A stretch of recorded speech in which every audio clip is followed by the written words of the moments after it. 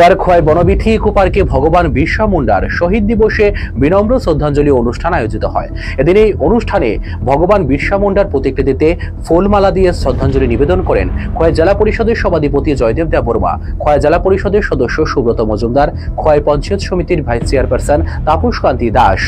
জনজাতি মোর্চা রাজ্য কমিটির সদস্য রমেন সাঁওতাল থেকে শুরু করে অন্যান্যরা।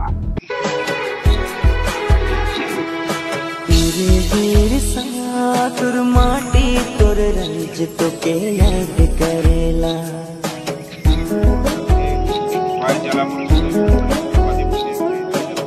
वीर सा তোর माटी তোর रंज তোকে याद करेला कट सब जंगल बेचत सब पहाड़ तोर बचल नदी नाला हुआ देखता